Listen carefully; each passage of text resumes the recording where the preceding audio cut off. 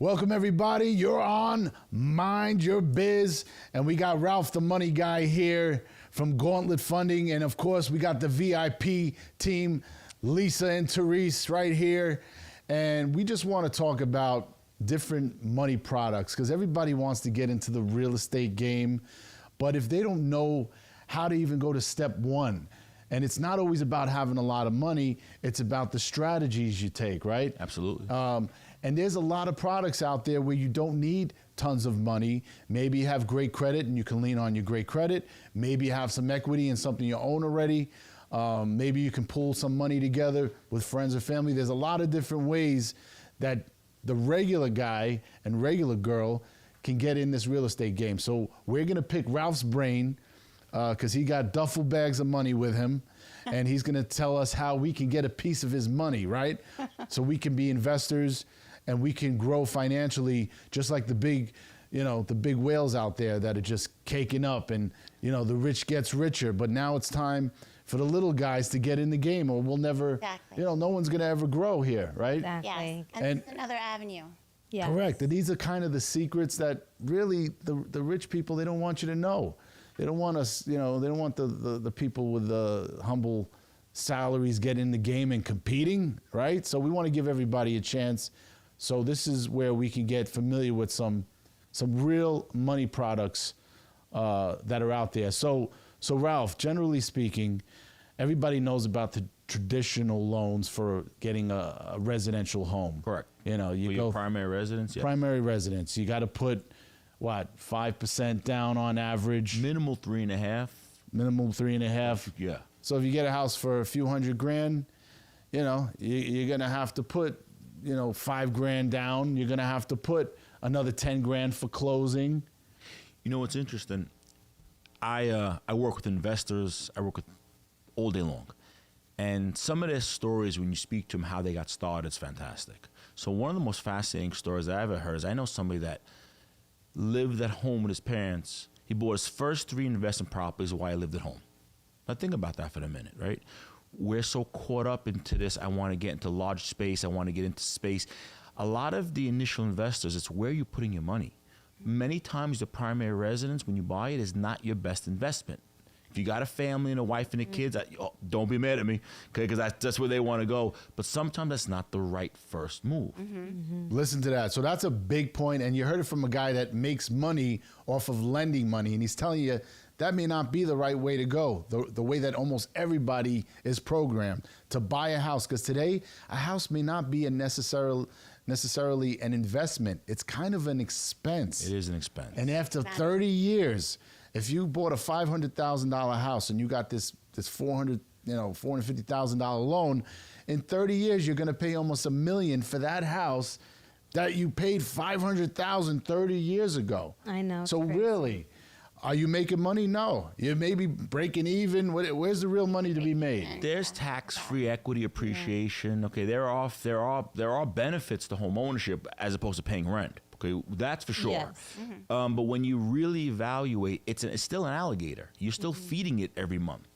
Yeah. It's not feeding you. Right. Not to mention the problems and the money pits that bring on in your household. Right. Roofs leaking. Yeah, It's expensive. Yes. So just to counter that, and it's not a count, it's more elaboration, I tell first-time buyers, look for something that's multifamily. Yes. 2-family. You're not going to necessarily pay double for that home. So maybe that $500,000 single-family house, you're not going to pay $1 million for the double for the like a 2-family. You might spend $750, and then in the scale of your loan increasing, it may not be that much more. It could be another $1,000, $1,500 a month, Right. and that place. But you could rent it out. This is and probably keep my loan money. guy, my other guy. The nerve. Yeah. I get jealous. You could definitely rent it out, make more Right. money that pays for itself. Correct. So in theory, you could get a 2-family.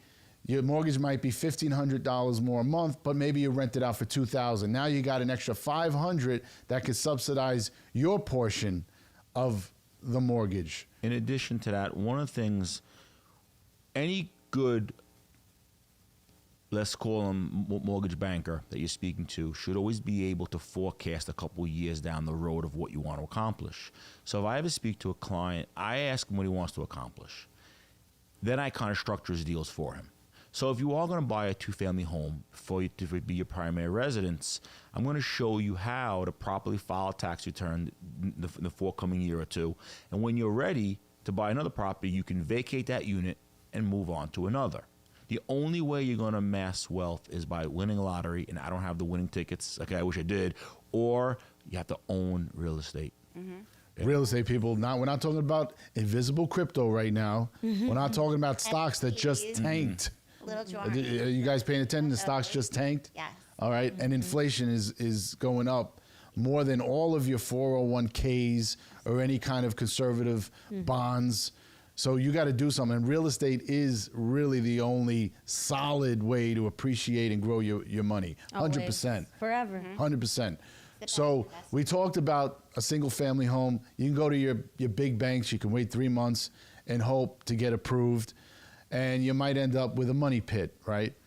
So now let's talk about an investment home, something where maybe we want to flip it. Maybe we want to rent it out. So how does that change in the loan process compared to going for your traditional primary residence loan? It's actually a great question. The biggest challenge, the biggest turnoff, I guess, to some people are when they ask their local mortgage professional, investment properties require 25% down when you're going through traditional means. Okay, so here's the problem to that. Most people, when they want to buy their first asset, don't have that. Now, you can raise it through other means. There are different discussions we could have about partners, partnerships, certain entities that you can kind of form. But what's beginning to happen is it turns them off, and they wind up buying the primary residence where you could put down much less down. Okay? If you're in that boat, that's a good strategy. Just make sure you have one. I think the biggest problem is no one has a strategy. They just do. Plan a strategy, spread something for the next 3 years, what you want to accomplish. And the first step is not nearly as difficult once you know where the next one is going to follow. Now, there are ways you can get into that first property for less. Okay? Some of those, we may not cover them today, because you have to be a little creative on knowing the sellers or buying a property distressed. All right, so we can dig further into that distressed assets and what they mean and how to find them and why you'll find things less expensive than you would find something at the peak of the market. All right, so tell us a scenario, all right? Now I'm going to give a scenario that may not make sense if you're in New York or California, the homes are just sky high, properties are just way overpriced, but whatever. Let's just make a scenario, a $500,000 property. Let's say it's an investment property, not the primary residence. So in theory, you got to put about 25% down. That's $125,000. All right. So now how do they go about getting this type of loan, and what are some of the strategies to getting some of that money back, or being able to fix it and flip it, or fix it and rent it? So give us some of the strategy in trying to acquire a loan, and where's the light at the end of that tunnel of laying out $125,000, which could be a life savings, Sure could be a can 401k. Okay, so there's a term, if you ever want to become an investor, you should learn it. It's called subsidized equity. What the hell does that mean? It means when you buy something properly, that's when you make your money. It's not when you sell it. Okay, you got to buy it right. You buy it right. Absolutely. When you buy it right, you'll have this feature called subsidized equity. And what that really means is that's the difference in what you're purchasing the property for to what it can be worth. Okay? There's your key. If you're buying properties at the top of the market, well, no, you don't have that advantage. And you'll come to realize if you speak to any good money manager, anybody that understands how to lend private money, they're going to say you're buying it too high. You're not buying it right. What does that mean, I'm buying it right? It's a property. It needs work. It needs renovation. If you're not buying it right, it means you're buying it too high. So the only advantage you get is by locating assets that need work. There's where you can unlock value. Putting in $50,000, $60,000, $70,000 worth of work could raise value $150,000, $200,000. There's the trick. There's the trade-off. Your sweat that you put into it in getting the property to be renovated, equates to found equity.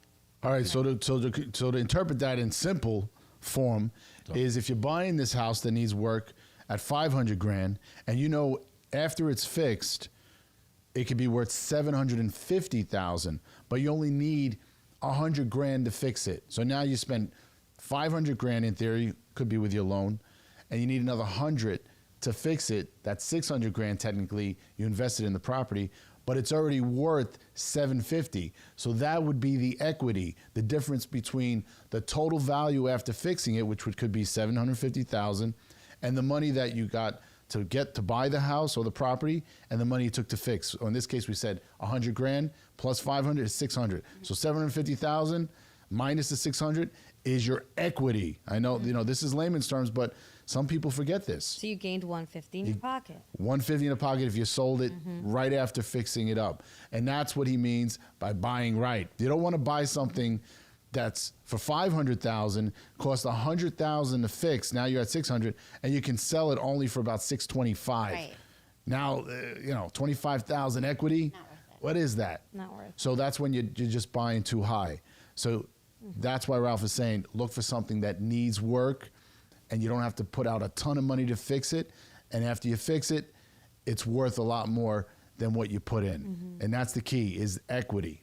I did that for my condo. So there are a lot of products that can help you even finance the repairs of those properties into the mortgage if you buy it right. Okay. You're going to hear me keep saying that over and over again about finding properties with equity. So we're talking about this house for 500,000. Right. We know for roughly 100, we can get it fixed to make it worth 750. Right. So now tell us how they go about now trying to get that extra 100 grand when they sweated to come up with the first 125,000. So you put down your, let's just call 20% down based on your price you're buying it for. Now at that point, you're going to create what's called a scope of work. I mean, it's pretty common. Anyone in contracting knows what it is. If you ever had a kitchen done or a bathroom, somebody comes in and they give you an estimate. Well, it's the same exact thing. A contractor or somebody qualified to do the work would give you an estimate. That estimate would detail the work that needs to be done to the house. If that's done properly and the after repair value is $750, I could actually take that $100,000, set the money aside in a kind of a reserve, a construction budget, and that money, as you start fixing the property, you can release and draw down on it. So you literally can finance the repairs into the price that you're purchasing it for. So wait a second. I got this house that needs work. I buy it. Right. Do I have to buy it for the 500 and also make sure there's another 100 built into this purchase for the construction, or that comes after the purchase of the house? That gets at closing, that money will be there. As All right. long as So it's two products technically. One is to buy the initial property for 500, and one is for another 100,000 Finance. to fix it. it's one loan, One loan. it's one loan. Okay, the construction portion of it, it would act as like a line of credit. And the line of credit would Attached to that. Yeah, it's attached to the equity of it. What happens on that loan is you can't draw it down unless we approve it. How do we approve it? We inspect the work that was done. When a certain portion of work would be done, we release that portion back to you. Okay. And now, what if the work that needs to be done is less? So, You try to get an estimate before closing, I guess. well, what happens is when we value these properties, right? We're going to value this property based on the scope of work that you're presented. Now, all valuations are based on comparables in the area that are like and identical to this property. So once we establish the value that's worth $750 once you fix it, at that point, that $100,000 that you set aside for the cost of the construction is part of your loan, but it's the part you don't pay interest on until you begin drawing it down. So there's actually two components to it. It's one loan, but two components. There's the acquisition part of it, and part of your acquisition, to make the deal work, there's a construction component. Right.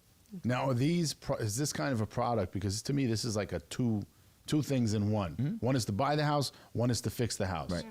Now, are traditional banks giving you this product? Is it easy to get this from a big Chase, a TD Bank? Near impossible. Near impossible. Near Now, impossible. so that's why most people don't know about Correct. this. Yeah. So listen up. This is a little secret that your big banks aren't telling you, the ones that you've been putting your money into your whole life. You got your debit card, you see the commercials, everyone's brainwashed to thinking you have to go to them and they're the only source, but there's other sources out there.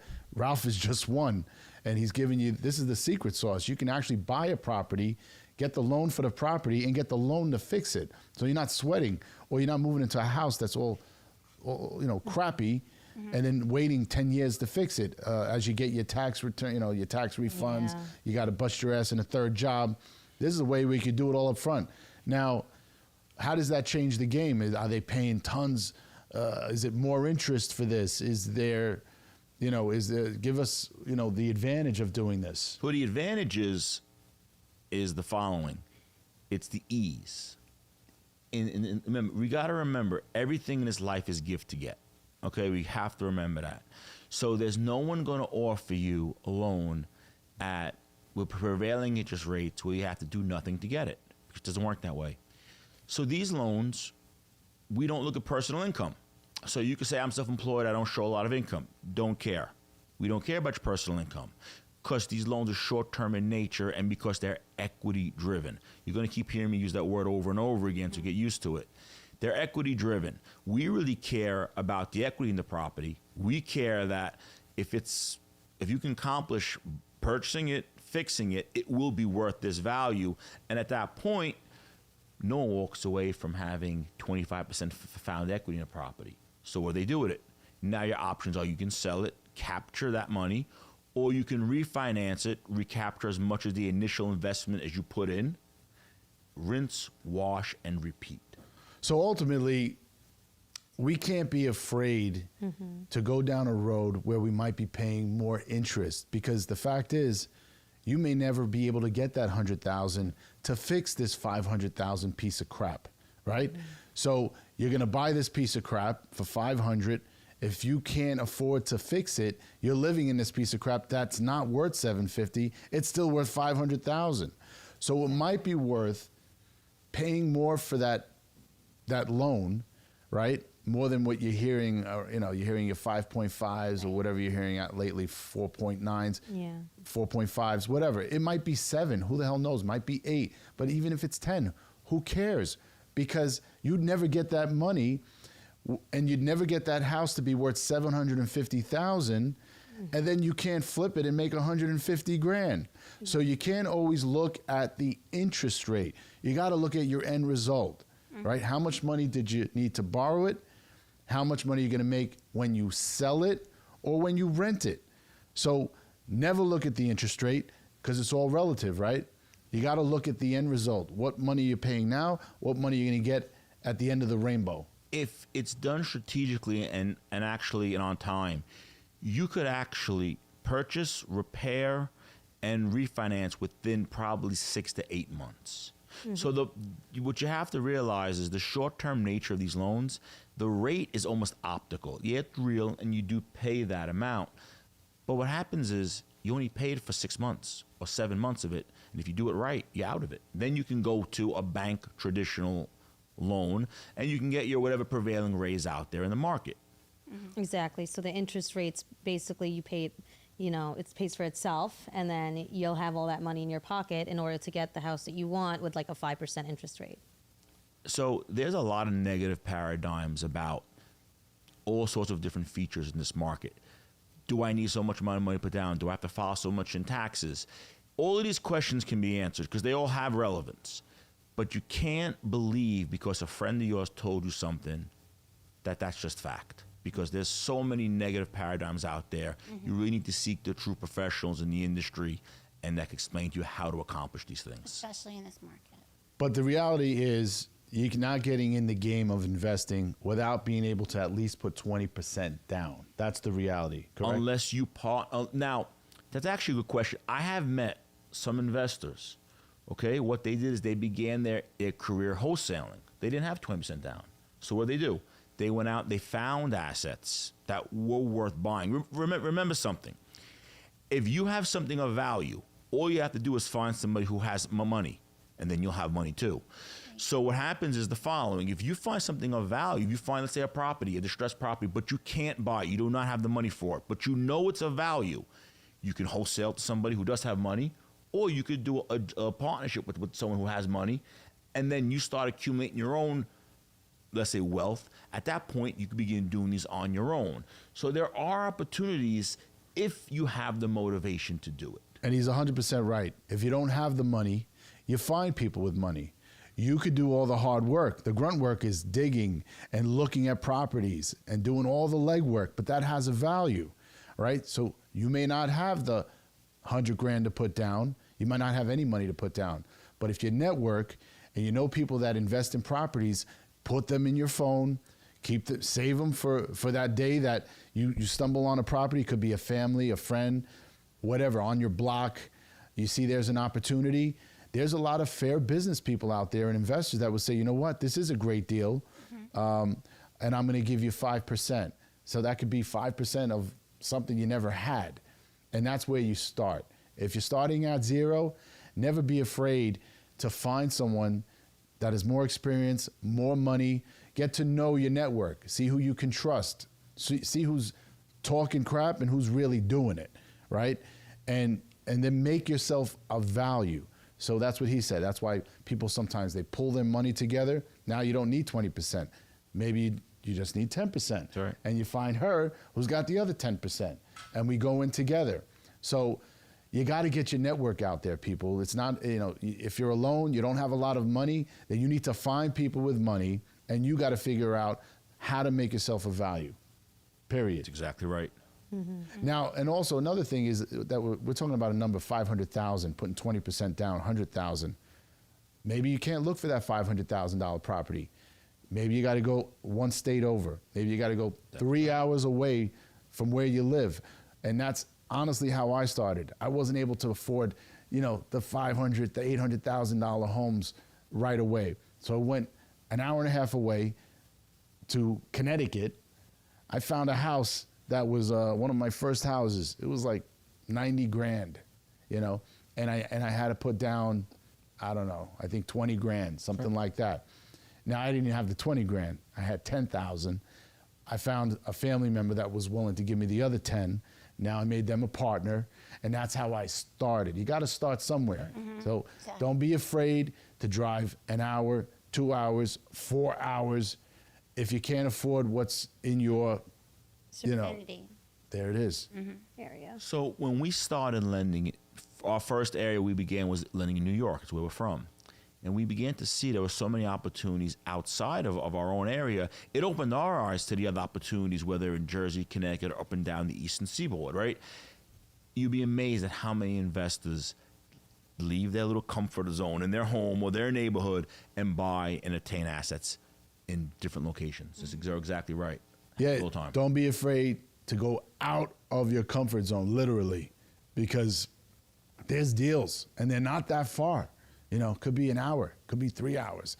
In the grand scheme of things, that's nothing. For you to start building your wealth, what is it to drive a couple of hours? I would recommend, if you really want to get started, there is a tremendous amount of seminars that are being offered. They're everywhere. They're all over the country where, you'll meet, whether they're bird dogs people who find properties, or you want to become a bird dog, you want to learn how to wholesale. If you really are committed, then there really is no other option. You'll find a way. And the information and the outlets are there. And you will find people that have money. You will find people that can find properties. You will find brokers. You will find all the means necessary to make deals happen. Now, there's some myths. I see these TV commercials, $1 down, you can own a home. I mean, let's be real. Does that really exist? And if it does, what are the caveats? What's the real, So I'm gonna delever that. I'm gonna speak like a real banker for the moment. I'm gonna answer that in a banker way. Why would a bank lend you money if you put $1 into it? They wouldn't. Nah. So you have to automatically think about it, saying, well, bank wouldn't do that, because they wouldn't. So how could you do that? The only way you can do that is by leveraging other people's money. If you have partners that want to put money in, yes, you could buy it with one of your own dollars, and you found the asset, they're putting in the money, and you're executing the transaction. Yes, you could find money if you found the property. Let's say, again, this is not for beginners, but let's say you found the property that was, with a tremendous amount of equity in it. you may be able to get into that property with less than 20% down or less money because you have so much equity in it, okay? That's another trick. So there are tricks, but no bank's going to lend you money you put an actual $1 up. Right. That won't happen. You got no blood, sweat, and tears into that. Who's gonna put money into where you just put out $1? So it's ridiculous. They're not giving you all the information, obviously. And if you see a seminar that says learn how to buy a house with $1, run. Because you're not gonna be able to buy a house for $1. It's just not. I mean, a million things would have to line up for that to happen. And you're not, we're not hoping for a million things. We want to give you real strategies. So you gave us some strategy on how to buy an investment property. Now, what are some out of the ordinary, some cool products or cool ways or different ways, unorthodox ways to get money that the average person doesn't know about? I mean, I've been here, you got hard money. Sure. Let's talk about hard money, all right? It sounds intimidating, it's hard. So why is it so hard, Ralph? So what's actually funny, there's a history to hard money, okay? For those of you guys in the real estate business, you're going to laugh at this when I explain it. So there used to be several years ago, I'm going to date myself a little bit, but let's say in the 90s or the 80s and the 70s even, you knew a local, let's say attorney or entrepreneur that had money, and you get to know him, you shook his hand, you presented a deal, he liked you, he funded it. Pretty simple. You paid absorbent interest rates because, well, there's a golden rule in finance, and that is he who has the gold makes the rules, okay? So he had the gold, he made the rules. Pretty simple, right? Now, the industry's changed since then. Wall Street, right? Evil Wall Street, which no one likes, which we happen to like. They got involved. They saw the yield, and they saw opportunities there. They go, you know what? It's a fairly safe investment. We're lending at these certain thresholds. I think we can actually back this. So over the last 10, 12 years, you've been seeing a lot more popularity in the hard money space. Now, we don't call it hard money within this space. We call it bridge financing, right? And the reason why we call it bridge financing is because it really does enable you to get to your next transaction. Oh, that's so nice and positive. Isn't that nice? It's a bridge. It's a bridge. It's not hard money. Not hard. It's a bridge. Yes, that's so sweet and lovely. I want to go across London Bridge. You want to... You get to cross the bridge without a riddle. Well, that's Right. the point. Don't you want to cross a bridge together, right? That's So right. we're trying to get away from Nicely. those hard money stigma. We want to go to the bridge financing. With no trolls. But at the end of the day, it's really the same thing, okay? But I want to give you a little lesson on the hard money industry, a little history about it. But really, the truth is, listen, it is more expensive than regular traditional banking. Okay, let's put that on the table. You want to walk in there with at least the exact expectations you should have. But here's the thing. It's expensive compared to what? How expensive is it compared to opportunities that you can't take because you can't get financing? How much money do you lose? You see, we need to begin to realize and magnify the hurt a little bit, all right? When you can't do something because you can't get financing for it, what's the percentage of loss? It's tremendous. You gain nothing, you lose nothing, you made nothing. Right. It's zero. You got a big Zero. golden egg of zero. And if you take that zero approach over 5 years, you still have zero. Yeah. So when I evaluate it, it's not about being expensive. It's about unlocking opportunities or bridging opportunities to the next. That's what it allows you to do. So yes, you pay more for it. It's short term, but it is a means to an end where the other way is a closed door. Right. Now what's Buying the opportunity. what's different with the hard money, the bridge loans, as far as let's talk about the same property for $500,000. Now, what would be an advantage to going for this bridge loan, hard money loan, as opposed to going a traditional route? So I've always done comparisons between the two. And remember, there's a cover for every pot. I want you to realize that. So I'm not advocating hard money for every single deal across this country. That's not how it works. There are plenty of deals where traditional financing makes the most sense, okay? But when you want to begin to compare and contrast the differences between them, one of the biggest differences is tax returns, all right? We on the hard money side of the business do not require personal nor business tax returns. And why don't we? Because your personal income doesn't mean very much to me. because the loan nature is short. It's 12 months in term. So I care more about equity. I care more about experience and more of you having a pretty clean credit and background. Those are the factors that I care about when you're doing hard money. When you're going through bank financing, since it's a 30-year mortgage, they want to see the ability to pay it back over time. How do they do that? By vetting your personal or business income. So that's the first big difference between the two. So that's big. That's telling me right off the bat that probably 99% of this country, 99% of the people can probably not afford to get into an investment property based on their income. Let's be honest, people. Because the banks care about DTI Right. all the time. So 99%, I'm throwing a big number out there, but most people just cannot ever get in this game at all because their income is not enough. That's from the perception of the big bank. Mm-hmm. But what you're saying is hard money, bridge loan, you care about the asset. That's a big part of it. And you don't care about the income pretty much at all. It's the personal asset, income, no. not the personal income. So it's the asset itself. Big difference. It's a tremendous difference. Big difference. Mm-hmm. Now, staying on topic about asset specific. So a lot of these alternate terms are called asset-based lending, which is another word for bridge financing or hard money.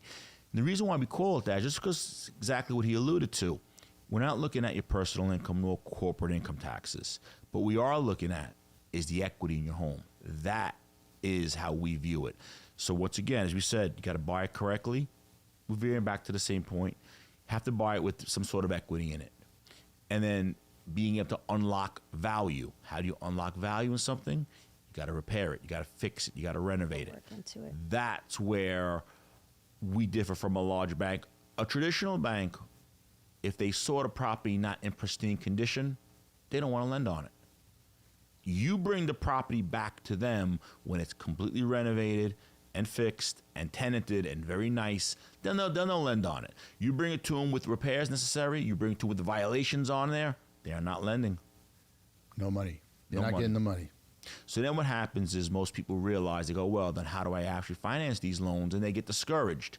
There are means for it. That's why I said there's a cover for every pot.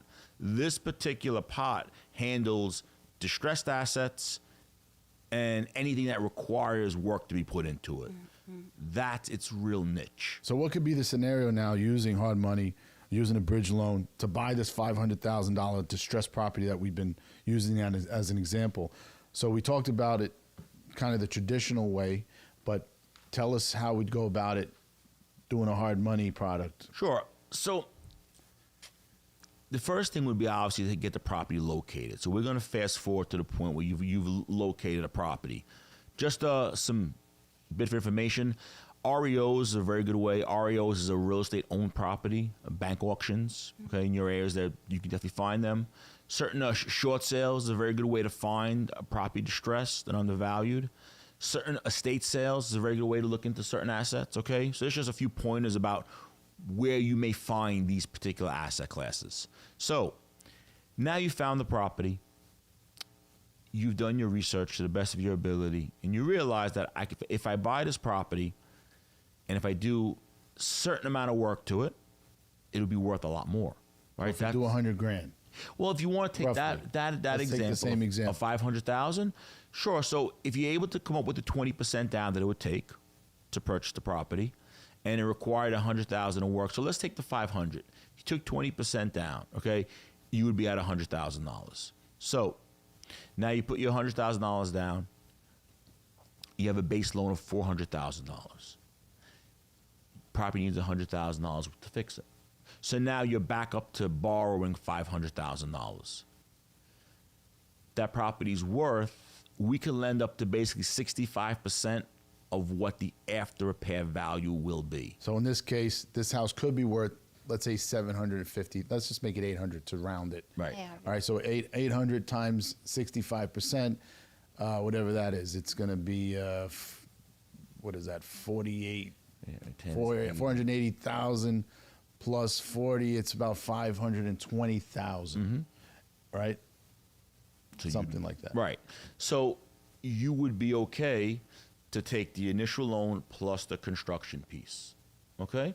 Because you would be within 65% of what it's going to be worth. So you could take up to 520 total. Yes. You already took the 400, so technically you would be supplementing the 120. That's it. Up to 100. Up to 120. Correct. All right, so that sounds great because now you can fix this house and technically flip it and make a nice chunk of money. Or refinance. correct. Or refi it. So if you refi it now, you still have a house that's worth, could be 750, could be 800, something in that vein. So now you have the option to flip it, make a big chunk of change, or keep it and refi. Now, how do you refi it from that point? Pretty simple. So I noticed I'm going to touch on a really hot topic in a moment. The way to refinance it, it all plays out for you. The property's already fixed. So your asset class is already renovated. You are at your, let's call it your after repair value. Your value is now 800 or whatever we determined it was going to be.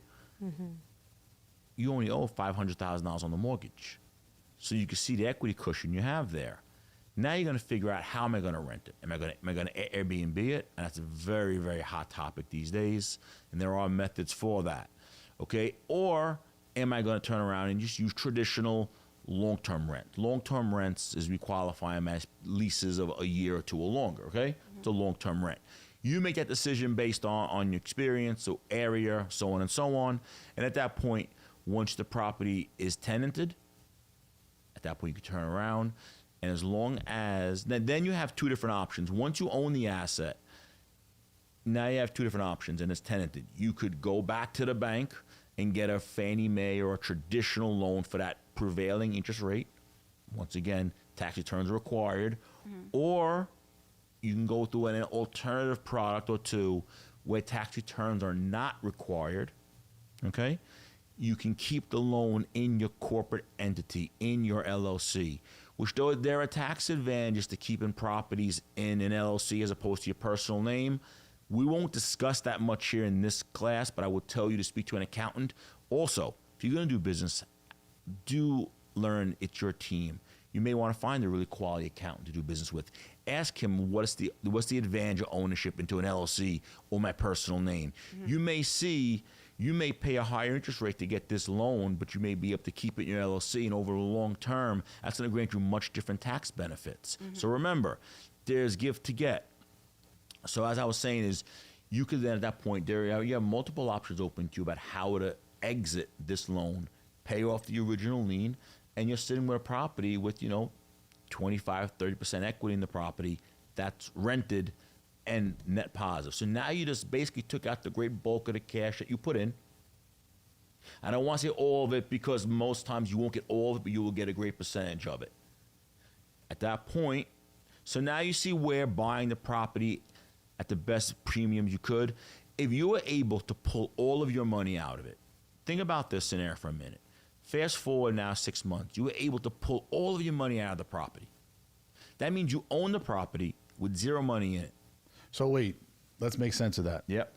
We bought a property worth $500. We had to put $100,000 down. Right. Okay. Then we borrowed some money to fix it. Correct. Another 100.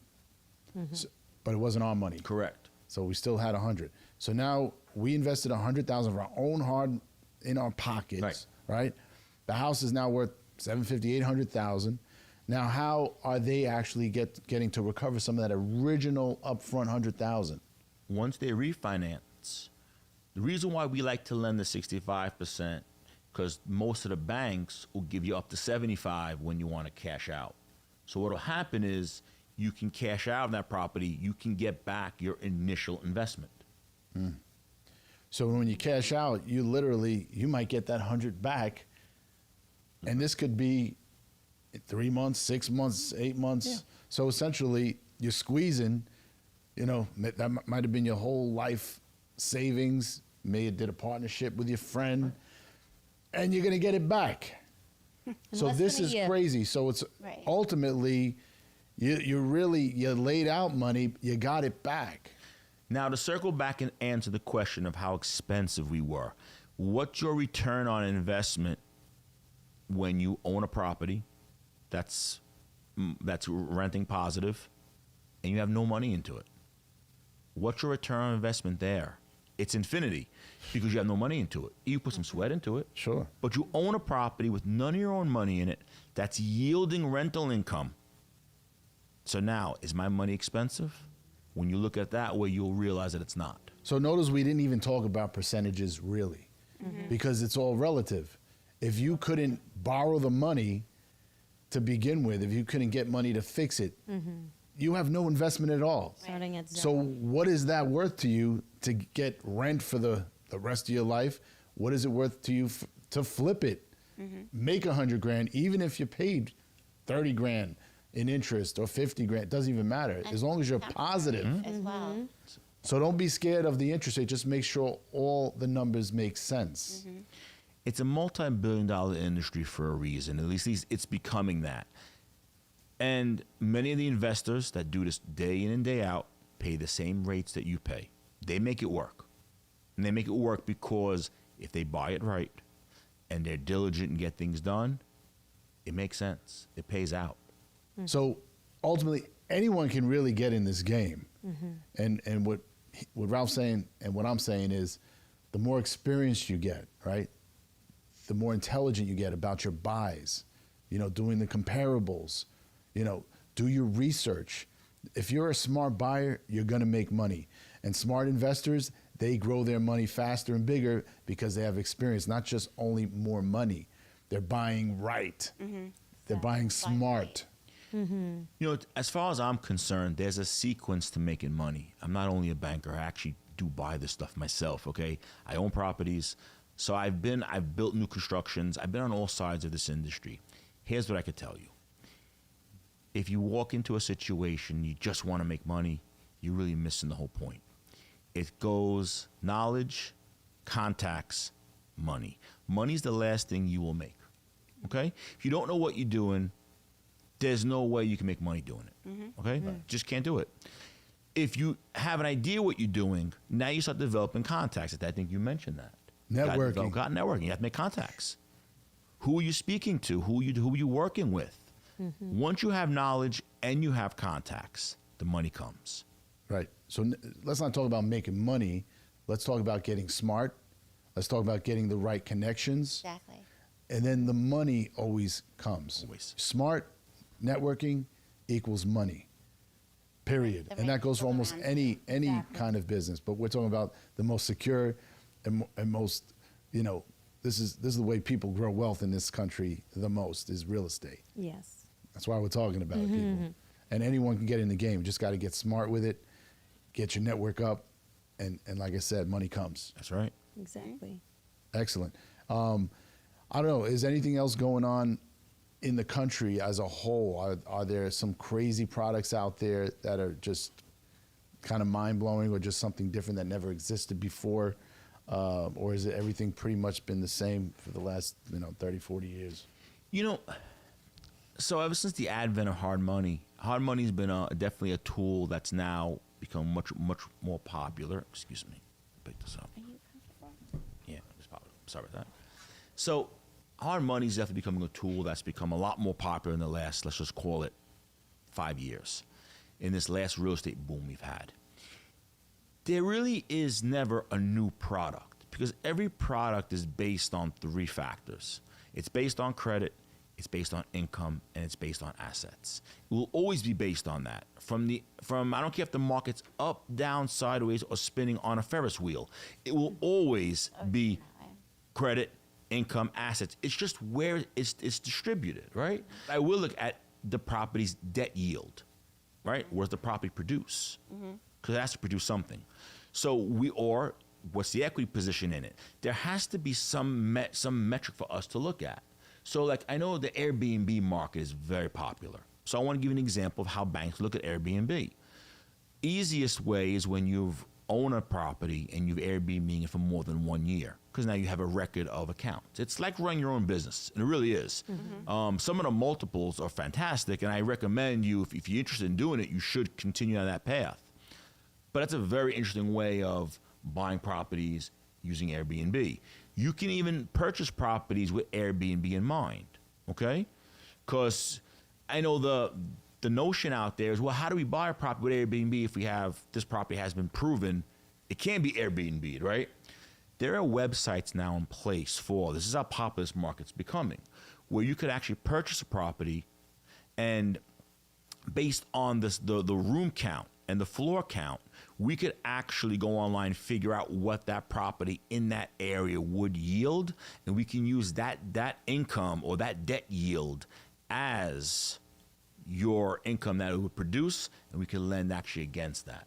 Wow. So Wow. now, Yield. so That's really what we're looking to do, Exactly. like ASAP. well, that's really saying that maybe a traditional rent per year would have been, let's say, for example, 30 grand, but with the Airbnb could be 75 grand. Correct. So now you're really assessing this property's value on this way bigger income. Absolutely. And that's a beautiful thing right there.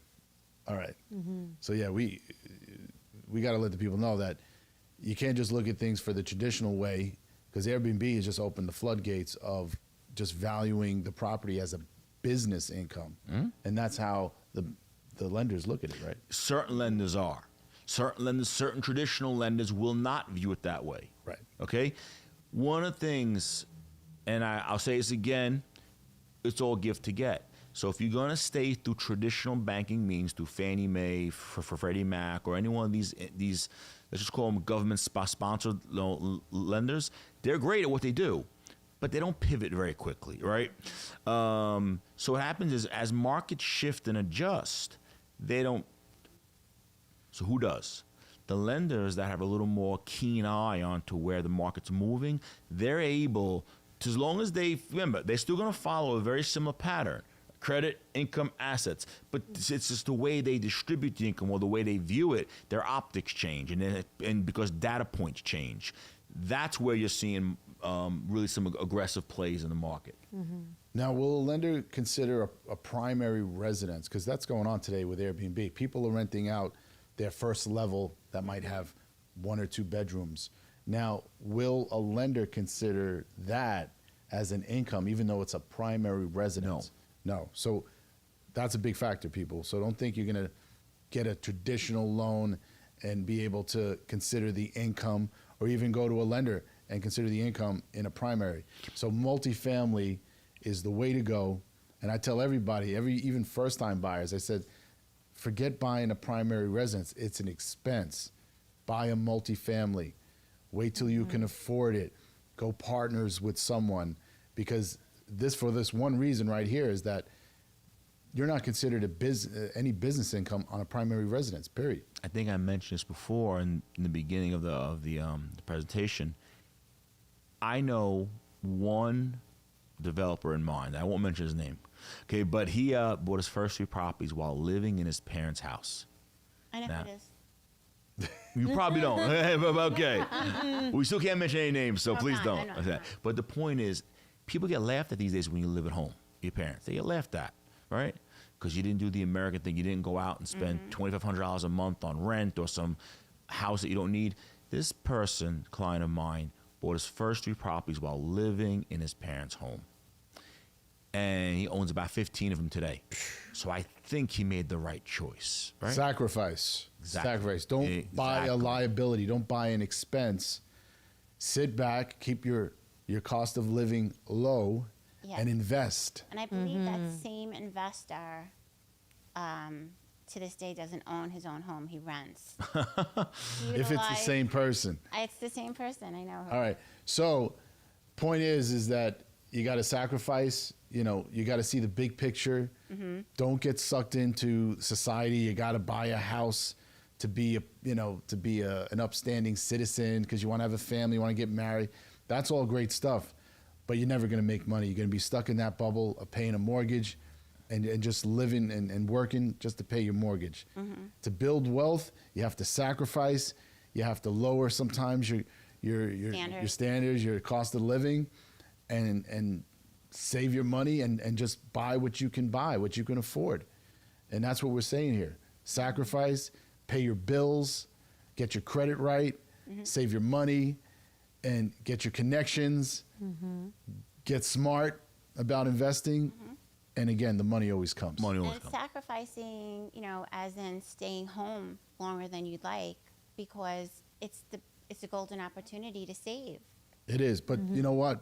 Make sure you're paying your parents or your grandparents or wherever you're freeloading. Throw them a few bucks. All Gotta right, contribute for sure. got to contribute, right? And look, but it's that's- not rent, and it's and not that's mortgage. not for only. I mean, that's only one. Scenario. Yeah, only one scenario. There are plenty of people that are presently married and they have an apartment. They're paying rent. Home ownership has benefits. Even if it is your primary residence, it's better than paying rent. That I'm going to promise you. Yes. Okay. So now, If it's worth it. if it's worth it. Now, what I can tell you, this may fit you. You and your wife may make a decent salary together, and you both make good money, and you get paid on a W-2. Now, I know this class today was a little more about investors, but even when you buy your primary residence, if you're smart, it could be a form of investing. Okay, you could buy that primary residence if it's a multifamily. Let's say, as you said, once you own it, you pay rent. Wait a year or two. Vacate the other unit, so let somebody else rent it, and now you move on to another. That's the way it works. So I've seen a few different strategies work. There's no one strategy, okay? This is true. The way I started is actually getting into a property, fixing it while I live there, Right. and then flipping it after a year or so. Sure. Or renting it out and then getting another property. That works. So it's what you're willing to sacrifice, right? Right. All about Are you what willing you're to put are into you willing to this. move every year? Yeah. A lot of people don't like moving ever. I moved I don't. like 30 times, Well, there you go. Then you're and I'm 31. there you go. I mean, think of the Since she's one, she's been moving. Think of the circle. Every year you move one. Honestly, yeah. I've lived like everywhere in Long Island. I mean, so another good thing too about it is this strategy applies everywhere. I don't care where you are. Well, I'm speaking the United States, of course. Other countries, I don't lend there. But I am speaking about the United States. It applies everywhere. If you live in Jersey, there's phenomenal opportunities there. If you live in Florida, phenomenal opportunities there. Up and down, everywhere across the country are opportunities. But you have to be a little entrepreneurial. Make a plan, right? Learn about what you want to accomplish. Build your contacts, and then execute. Absolutely. Great Absolutely. information. Great information. Ralph, we appreciate you coming pleasure. through, giving us the real deal on hard money. Bridge Bridge loans. loans. Bridge Bridge loan loan. Bridge loans. or asset-based lending. All that. Whatever you want to call it. Whatever you want to call it. It works. All right. Yeah. Thank you. My Thank you so pleasure. much. My pleasure. Thank you. And thank you for letting us mind your biz. Yeah.